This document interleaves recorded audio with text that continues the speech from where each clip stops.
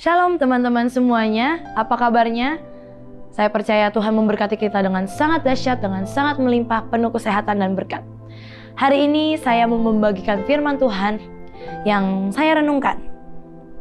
Tahun lalu, waktu pandemi COVID terjadi di Indonesia, kurang lebih 3 bulan saya nggak kemana-mana, saya nggak keluar rumah, saya terus-terusan di rumah. Saya nggak berinteraksi dengan teman-teman saya dan semuanya.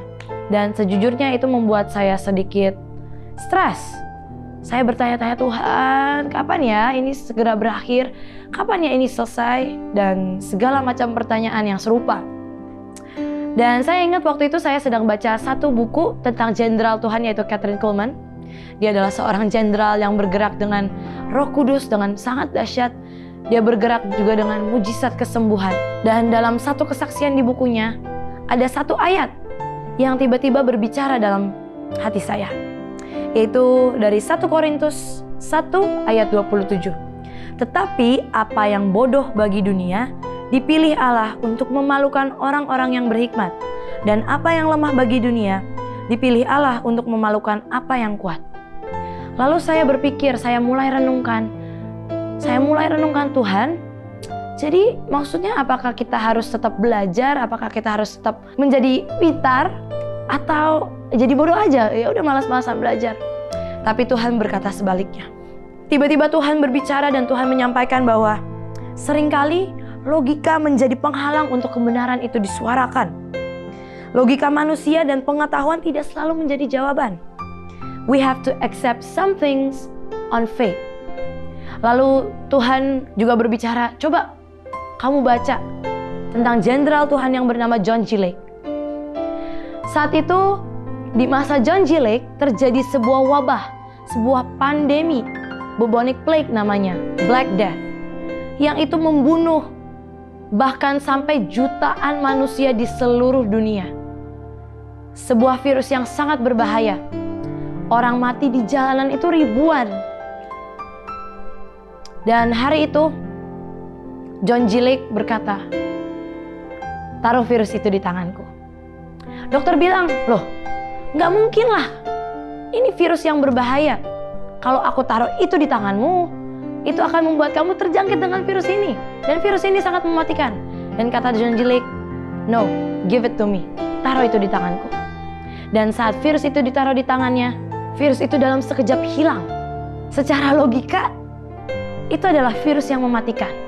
Waktu terkena kontak dengan manusia, bukankah harusnya manusia itu mati?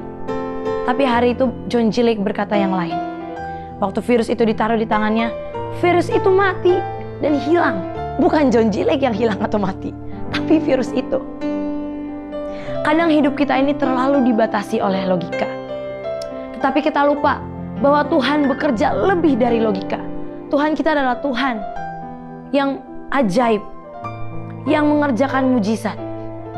Mujizat seringkali tidak bisa dikoneksikan dengan logika. Saya adalah salah satu bukti mujizat. Waktu itu saya divonis dengan bronkitis dan saya harus minum obat selama 6 bulan. Kalau saya bolong 1 hari pun, saya harus ngulang lagi dari awal. Dan kalau saya bolong minum obatnya, saya bisa terkena penyakit yang lebih parah. Itu kata dokter saya. Di bulan ketiga, saya mulai lelah minum obat. Soalnya 1 kali minum obat itu bisa sampai 6-7 pil yang harus saya minum. Dan itu saya harus minum 3 kali sehari. Dan akhirnya saya berkata sama mama saya, Mam, aku gak kuat lagi untuk minum obat sebanyak ini. Dan di situ saya berhenti minum obat. Di bulan yang ketiga saya berhenti minum obat. Dan saya dan mama saya dan keluarga saya sepakat untuk minta kesembuhan dan mujizat dari Tuhan. Dan terbukti, ini adalah tahun ke-6 saya nggak pergi ke rumah sakit. Sebelumnya, saya setiap minggu, setiap bulan saya check up. Dari saya kecil. Tapi ini adalah tahun ke-6 saya nggak balik lagi ke rumah sakit. Saya bisa bernafas dengan bebas, tanpa alat apapun.